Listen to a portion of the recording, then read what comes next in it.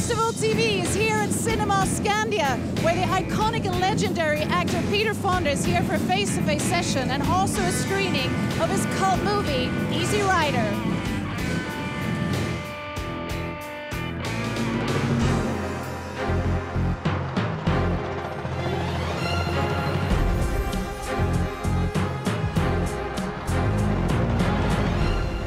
The movie we're about to see is Easy Rider from 1969.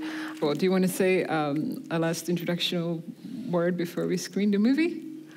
Yeah, you'll see this enigmatic look on my face all the way through till the last part of the movie, the last thing I say that's important at the last campfire.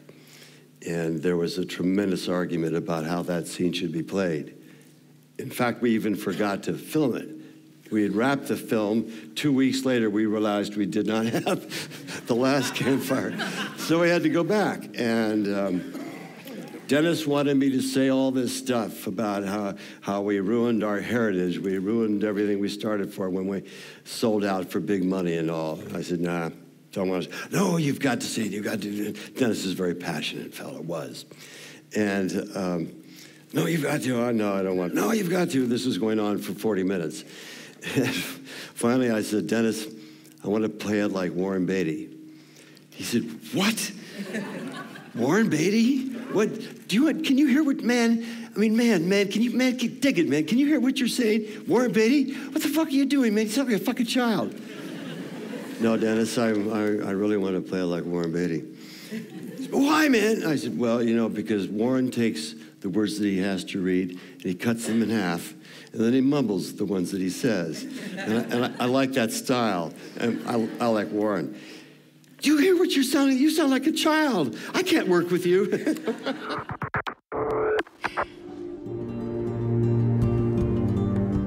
We are somewhere in between, in a middle place. I thought that was you. I'm Brian. How is he? Keep those brown. He's a convicted felon. Please don't patronize me, sir. It's not supposed to be like this. He's doing good time. There's a chance. You can't see 2 feet in front of you. I missed you. We got something, don't we? Next case, Derek Murray. I thought for a long time that I was behind as a filmmaker because I didn't make my first film until I was 33. And so I wasn't straight out of film school 21-year-old, and I thought that I'd wasted all those years as a publicist.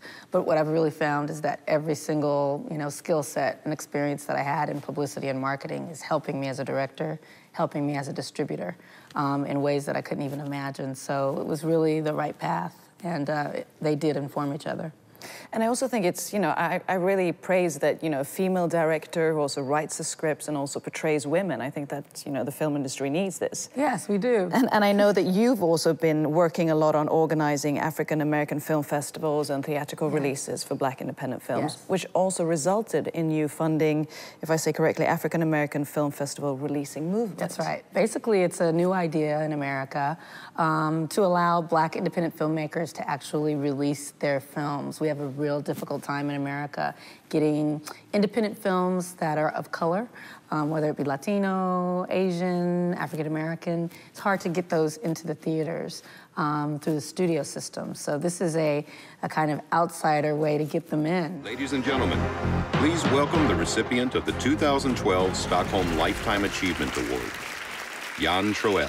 När du fick din första stillbildskamera i handen som 14-åring där i barndomens Limhamn, kände du då att det här var ditt medium, bilden var ditt medium? Ja, från och med att jag fick en egen kamera eller låna mina föräldrars stillbildskamera och fotografera, så kände jag att bild är det jag vill hålla på med.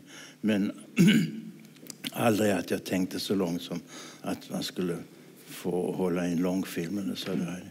I nästan alla dina filmer utom de senaste 3 har du ju hållit i filmkameran själv. Har det varit viktigt för dig att vara den som filmar? Ja, det har varit framförallt naturligt. Allt annat känns onaturligt för mig egentligen. Därför att det är kameran som är verktyg, det är penseln när man målar. Man ska inte behöva se till en annan sätt, en liten klick här och en klick där. Men har det här att du har själv valt att stå bakom kameran också, har det också varit ett sätt att gömma sig lite? Absolut. Jag önskar jag hade en kamera här. men varför ville du gömma dig lite? Nej, ja. Jag var blyg när jag var liten, men jag har gjort en liten kortfilm om två nyckelpigor och en katt som heter Peeping Tom. Ja. Och Peeping Tom vet vi väl vad det är, en smygtittare. Och jag är en Peeping Tom, det är därför jag tycker om att gömma mig. Där avslöjas det. To present the Stockholm Lifetime Achievement Award, please welcome Stina Ekblad.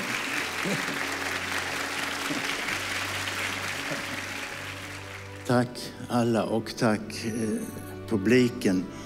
För utan er blev det inte heller mycket utav det hela.